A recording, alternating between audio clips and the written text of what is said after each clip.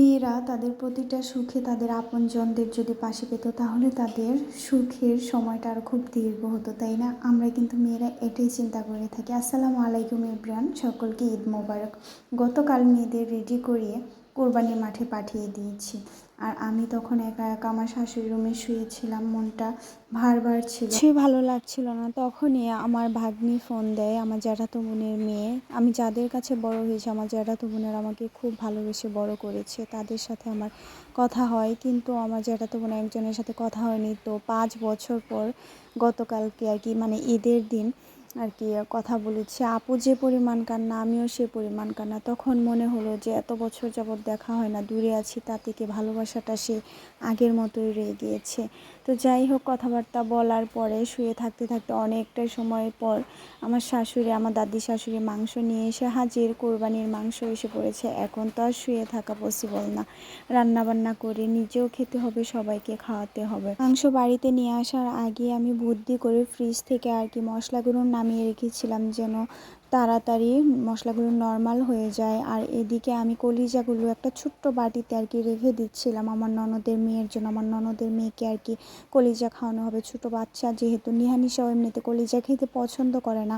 আর ওদিক দিয়ে আমার শাশুড়ি আর কি মাংস রেডি করে দিচ্ছিল, আগে যেটুকু আমি রান্না করব সেইটুকু। আর আজকে যেহেতু বাড়িতে অনেকগুলো মেহমান আসবে, আমার ফুপু শাশুড়িরা আসবে, তাছাড়া ওনাদের ছেলে মেয়ে যারা আছে, নাতি নাতনি, ওনারাও আসবে। তো সেই ক্ষেত্রে দেখা যায় যে মাংসের পরিমাণটা একটু বেশি নিতে হবে। তো সেই অনুযায়ী আর কি আমার শাশুড়ি, আমার দাদি শাশুড়ি দিয়েছে।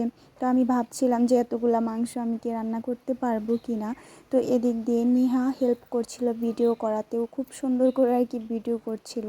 তো আমি মাংসগুলো ধুয়ে নিয়ে বসিয়ে দিয়েছি। আর কেন জানি আজকে মনে হয় যে হাতের গতি আর কাজের গতি, মনের গতি দুইটাই বেড়ে গিয়েছে। যতটা মন খারাপ ছিল তার চেয়েও এখন বেশি হালকা লাগছে, কারণ শ্বশুরবাড়িতে মেয়েরা গেলে হালকাই থাকতে হয়।